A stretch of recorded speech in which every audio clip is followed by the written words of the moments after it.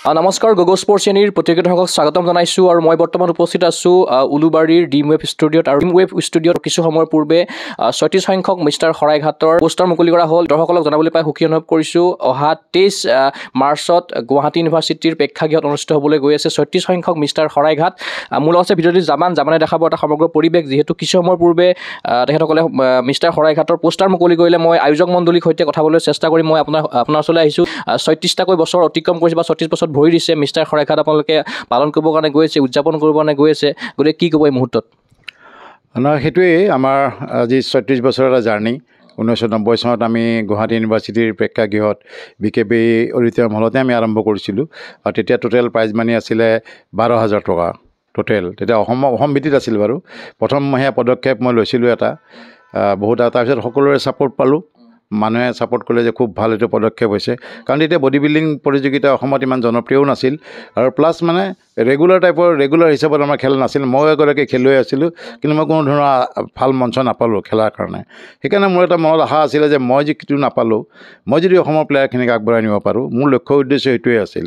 আৰু মই নাম দিছিলোঁ শৰাইঘাট এইকাৰণে যে আমাৰ বীৰ লাচিতৰ সূৰ্যবীৰ্য, অসমীয়া জাতিৰ সূৰ্যবীৰ্যৰ প্ৰদৰ্শনস্থলী হৈছে আমাৰ শৰাইঘাটৰ ৰণ। গতিকে শৰাইঘাটৰ নামটো দিছিলোঁ মই তেতিয়াই, যে শৰাইঘাটৰ নামটো আমি বিশ্ব দৰবাৰত আমাৰ ফালেদিও যাওক, স্পৰ্টছৰ ফালেদি।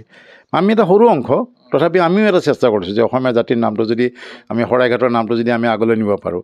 আৰু যথেষ্ট সহযোগিতা পালোঁ, বহুত ৱেল উইচাৰ আছে বা যাৰ সহযোগিতাত আমি আজি ইমান ৩৬টা বছৰ আমি মোৰ দৰে এটা সাধাৰণ মানুহ, মোৰ কোনো বেকগ্ৰাউণ্ড নাই, মোৰ কোনো এনেকুৱা পইচা অলপ মানুহ নহয় যে মোৰ কিবা ডাঙৰ বিজনেছমেন, মই ইনভেষ্ট কৰিব পাৰোঁ, এনেকুৱা একো নাই।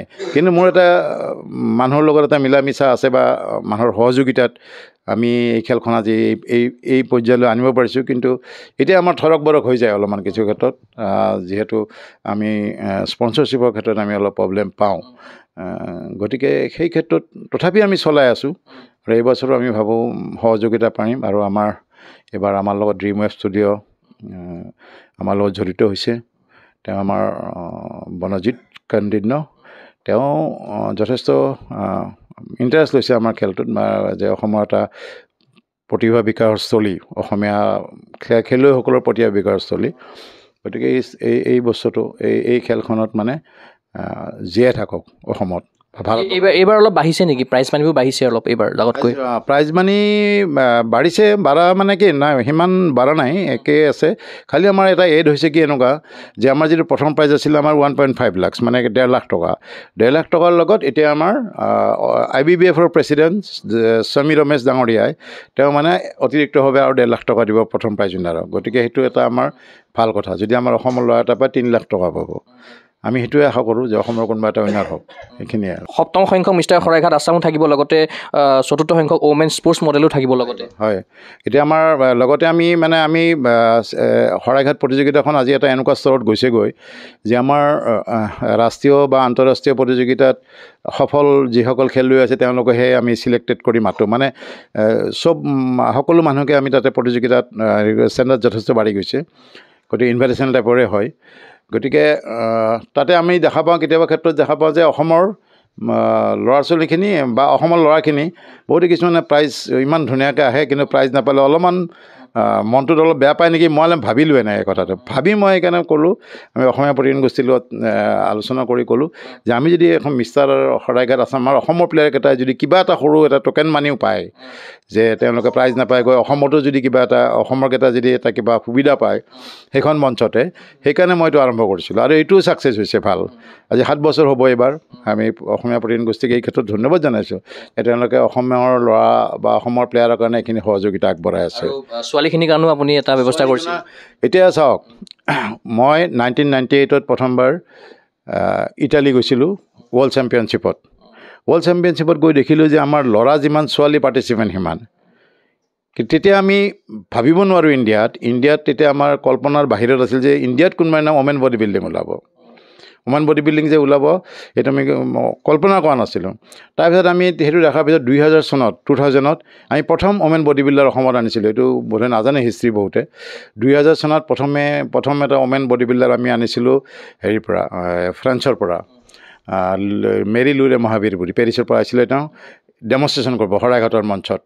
এইটো বহুতে নাজানে বা আপোনালোকে বোধহয় শুনা নাই 2000 চনতে আমি আনিছিলোঁ মানে অসমত যাতে আগবাঢ়ে মহিলাসকল যাতে আগবাঢ়ি আহে যে মহিলাও বডি বিল্ডিং কৰিব পাৰে এইবাৰ কিমানমান হ'ব বুলি আপুনি আশা প্ৰকাশ কৰিছে মানে মহিলা ইভেণ্টত মহিলা ইভেণ্টত হ'ব আমাৰ মহিলা ইভেণ্টত 12-15 গৰাকী হ'ব লাগে আৰু কিমানমান হ'ব পাৰে গোটেই ইভেণ্টকেইটা মিলাই আমাৰ যিখিনি নেশ্যনেল ষ্টেণ্ডাৰ্ড বা ইণ্টাৰনেশ্যনেল ষ্টেণ্ডাৰ্ড আছে আমাৰ যদি প্লেয়াৰ হয় আমাৰ 70-80 হ'ব এনেকুৱা টোটেল কিমান থাকিব টোটেল 9,84,000 প্লাছ 1.5 আচলতে মই আকৌ আহি মই চমুকৈ মই বৰ্ণালী বসুমতাৰী যিহেতু আছে আন্তঃৰাষ্ট্ৰীয় শৰীৰ চৰ্চাবিদ আপোনাৰ পৰা মন্তব্য ল'ব চেষ্টা কৰি আপুনি যোৱাবাৰো খেলিছিলে গতিকে এইবাৰ কিদৰে প্ৰিপেৰেশ্যন কৰিছে বা খেলিবনে নাই আপুনি মই প্ৰথমতে এটা কথা ক'ম যে যিখিনি ক'বলগীয়া আছিলে ছাৰেতো গোটেইখিনি কৈ দিলে তাৰপিছত মই আজি আমাৰ 36তম শৰাইঘাটৰ পষ্টাৰখন প্ৰকাশ কৰাত আগভাগ ল'বলৈ পাই মই নিজকে বহুত সুখী বুলি ভাবিছোঁ আৰু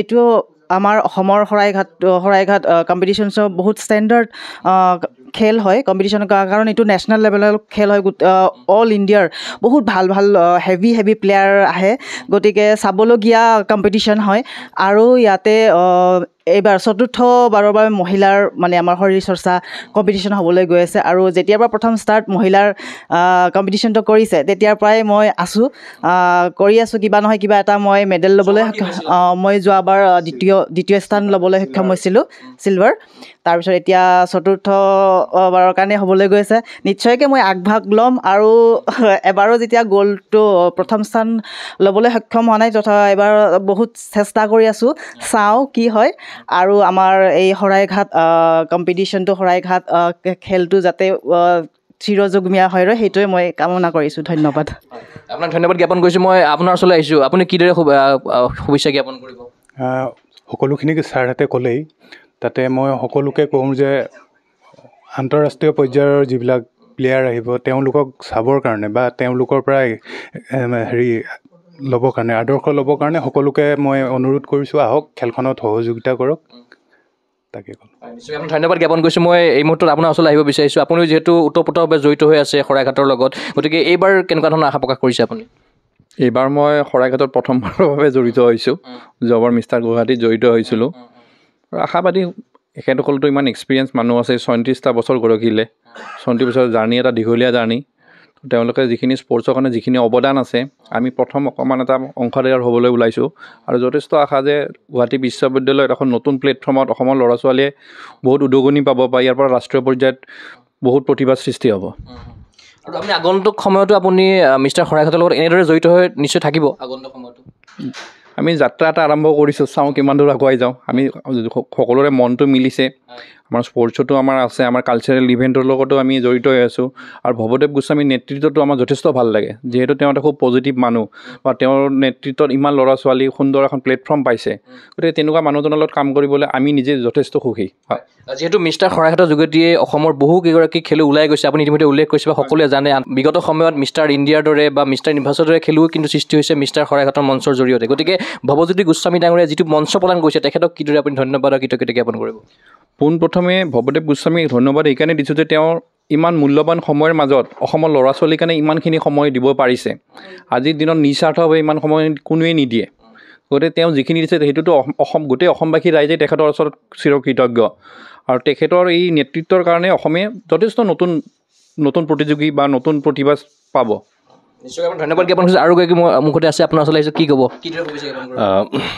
কি মানে আমি বহুত বছৰ ছাৰক দেখা পাইছোঁ এইটো গেমত লাগি আছে আমি সেইটো সৰুৰ পৰা দেখা পাই আছোঁ এতিয়া নিজে মানে প্ৰাউড মুমেণ্ট যে মই ছাৰৰ লগত এতিয়া জড়িত হ'ব পাৰিছোঁ যিমানখিনি পাৰোঁ মোৰ এটা দিম আৰু মানে কি বুলি কয় মানে যোগদানটো দিম আৰু সেইখিনি আৰু আজি পোষ্টাৰ মুকলি কৰা হৈ গ'ল আপোনাক ধন্যবাদ জ্ঞাপন মই আকৌ আহিছোঁ ভৱজ্যোতি গোস্বামী ডাঙৰীয়া ওচৰলৈ আজি পোষ্টাৰ মুকলি কৰা হ'ল গতিকে আজিৰ পৰা পূৰা আপোনালোকে আগৰ পৰাই কাম কৰিছে তথাপিতো আজিৰ পৰা আৰু কাম বাঢ়িব কামৰ প্ৰেছাৰ বাঢ়িব গতিকে কিমানখিনি আগবাঢ়িছে আৰু কিমান কাম বাকী আছে সেইটো আমিতো চেষ্টা কৰি আছোঁ আমাৰ ফালৰ পৰা যিমানখিনি কৰিব পাৰোঁ আমাৰ যিখিনি বেষ্ট দিবৰ কাৰণে চেষ্টা কৰোঁ প্ৰতিবাৰে যাতে শৰাইঘাটটো যোৱাবাৰ যিটো হ'ল তাতকৈ আৰু ভাল হয় আৰু সেনেকুৱা হৈও আছে আজিলৈকে আমি মানে সদায় আপগ্ৰেডেই হৈ আছোঁ গতিকে আমি আশাবাদী এইটো ক্ষেত্ৰত আৰু পোষ্টাৰ মুকলি কৰা মানে কি আমি পোষ্টাৰখনে আমি ৰাইজক জনাই দিলোঁ ফাইনেল পোষ্টাৰ এখন যে আমাৰ খেলখন অমুক দিনাখন আছে বা আমাৰ লগত জড়িত কোন কোন আছে সেইটো কাৰণে আমি পোষ্টাৰখন দিয়া হয় যোৱাবাৰ যিহেতু কেইবাগৰাকীও বিশিষ্ট ব্যক্তি বাহিৰৰ পৰা আহিছিলে বা ফেডাৰেশ্যনৰ তৰফৰ পৰা আহিছিলে, গতিকে এইবাৰ ফেডাৰেশ্যনৰ তৰফৰ পৰা কোন অহাৰ সম্ভাৱনা আছে, লগতে কোনোবা MLA মিনিষ্টাৰ কোনোবা অহাৰ সম্ভাৱনা আছে নেকি, মানে ইনগ্ৰেশ্যন বা অপেনিং চেৰিমনি বা ক্লজিং চেৰিমনি?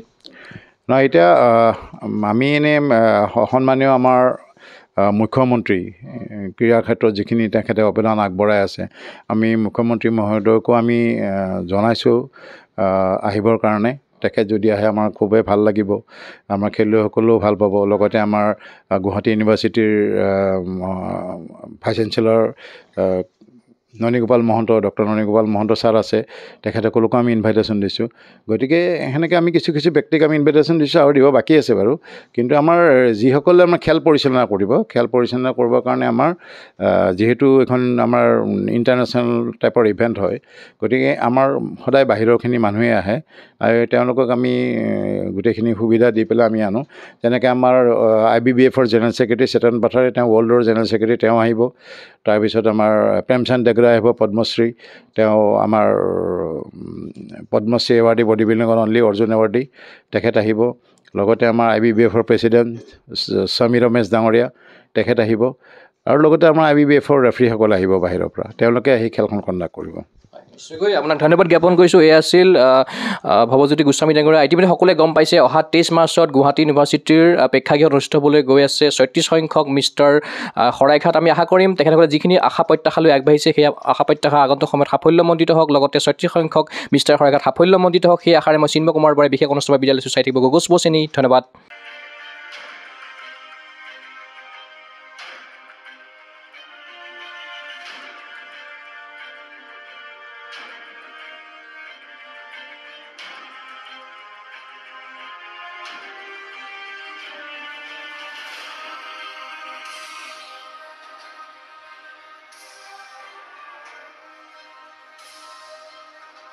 আজি আমি ড্ৰিমৱেভ ষ্টুডিঅ'ত আমি উপস্থিত আছোঁ। আমাৰ প্ৰেছিডেণ্ট ড্ৰিমৱেভ ষ্টুডিঅ'ৰ লগত জড়িত মেইন মনোজিত কদিন্য। আজি আমি 36 মিষ্টাৰ শৰাইঘাট প্ৰতিযোগিতা, all India classic body building championship,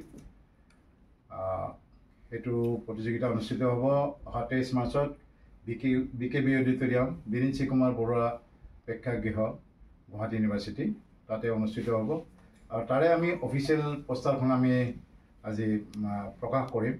আৰু মই আমাৰ সন্মানীয় প্ৰেছিডেণ্ট মিষ্টাৰ শৰাইঘাট 2025ৰ মনোজিত কদিন্যক মই অনুৰোধ জনাইছোঁ, তেখেতে প্ৰথম পোষ্টাৰখন শ্ব' কৰি দেখাই যাব।